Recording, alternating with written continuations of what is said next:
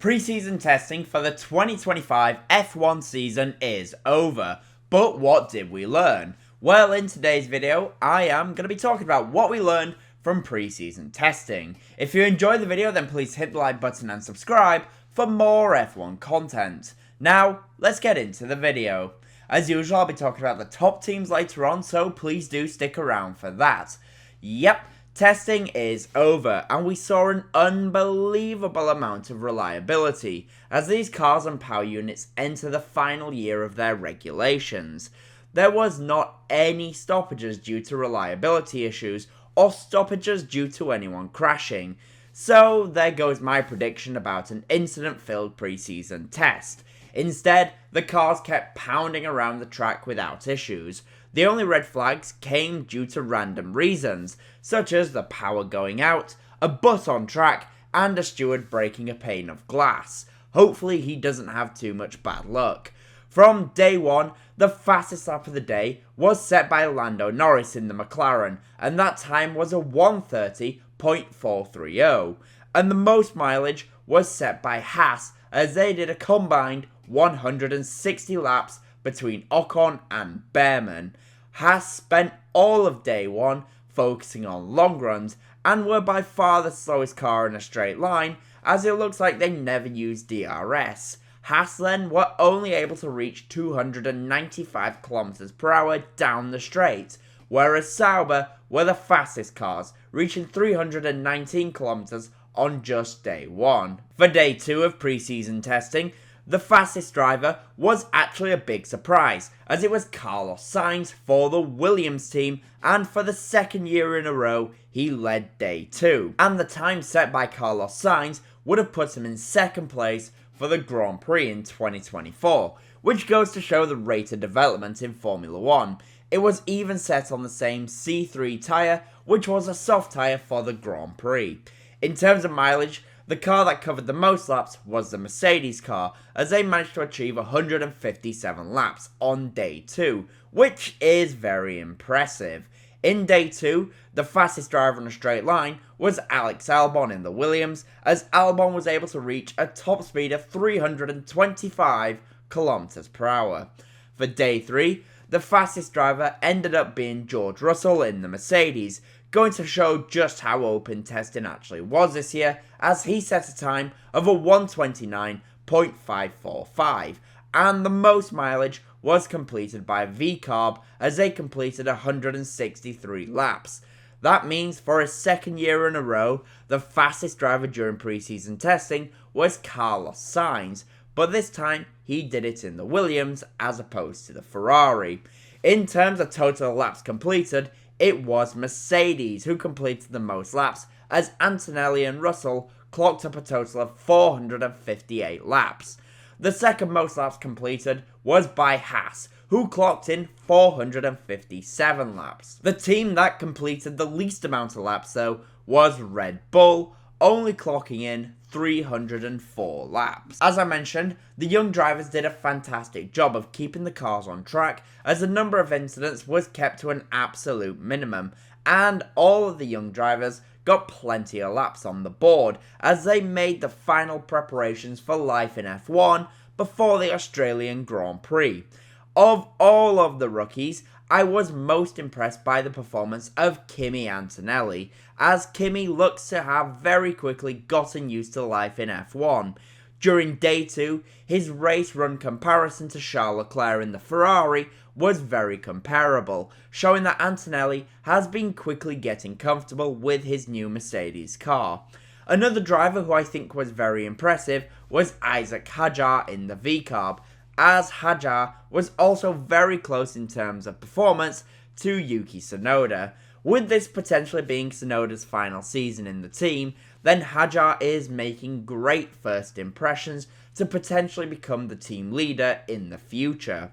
The rookie who looks to be struggling the most so far is Lawson in the Red Bull, and yes, I'm counting Lawson as a rookie still, but I feel like that should be expected, based on what we've pretty much seen since 2019 with anyone who has been teammates with Max Verstappen.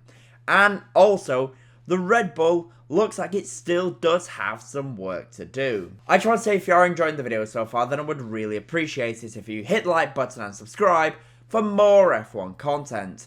But now, let's get back to the video and let's talk about the midfield teams. For the midfield, the preseason test has been very interesting. Haas have spent most of the test being at the bottom of the running order. However, this doesn't mean that they are going to be the slowest car this year. I think that honour will still belong to Sauber. For Sauber, they do have an improved car and do have an improved driver lineup this year in my opinion, and I think they are closer to the rest of the midfield, but I do think they will still be the slowest car overall. In the midfield, there is one team that I think has been very much improved, and that is Williams. Not only was Carlos Sainz the fastest driver during day 2, but in general, the car does look a lot better. It looks very stable, and hopefully with the driver lineup, Williams will have less crashes. Another car looking improved, at least so far, is the Aston Martin. They have brought on Adrian Newey, and whilst his input on this car will be minimal, the impact of Newey will definitely be seen. The car itself does look impressive, and they have definitely improved the side pod designs. It remains to be seen though who in the midfield is the best, but we shall find out when the Australian Grand Prix gets underway. For Mercedes then, it has been a very impressive test, and it does look like they have moved closer towards the top 3 teams. Kimi Antonelli has been fantastic so far. He has very quickly gotten up to pace, and he is showing all of the signs of becoming a great driver. His race simulations have been very strong so far.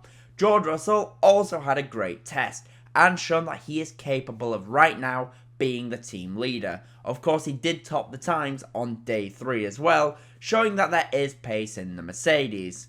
However, that being said, I don't think it will be too long until George Russell has to start worrying potentially about Kimi Antonelli coming for his place as a top driver in the team. In general, after testing, I would say Mercedes are actually the second fastest team. They do look good over race stints, and the car definitely looks better than last year's over 1 lap. For Red Bull, this preseason test has not been a smooth sailing one. We have seen spins from both Lawson and Verstappen, and at times the Red Bull has in general looked less stable than the rest of the cars, especially the competition around them on the brakes, which is what we have previously seen from them last season. There is likely still some more changes to come to Red Bull before the first Grand Prix. However, this preseason test has not been their strongest. There has also been some mechanical issues with the car, which has seen them spend more time in the pits than they probably would have liked. That being said, Verstappen on day 3 was starting to set some faster lap times, and it looked like that there was light at the end of the tunnel for the team. However, I do think right now they are the 4th fastest team. That being said, if there is any team that can recover, then I would expect it to be the Red Bull team. For Ferrari, they in general had a solid test. The car for the most part looked very stable, and both Leclerc and Hamilton look like they have very quickly gotten to grips with it.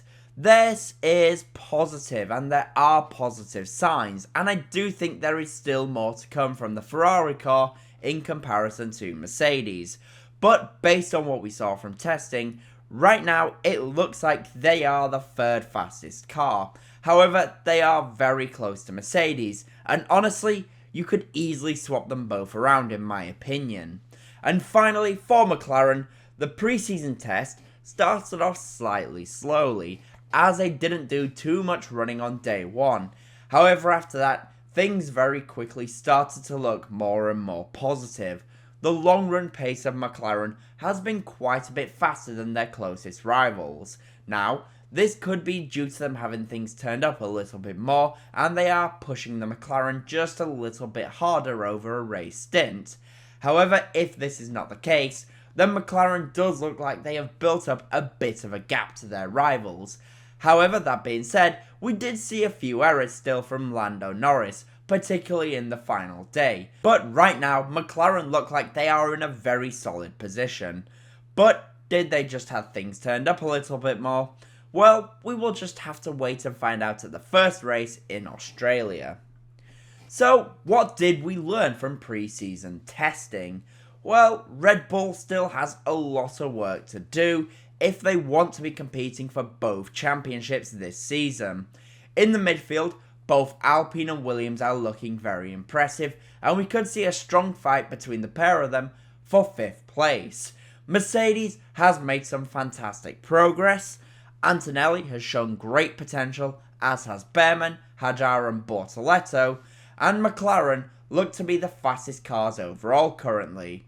But what did you think of pre-season testing? In the comment section down below, please do let me know. And as always, comment, leave a like and subscribe for more F1 content. Thank you all so much for watching.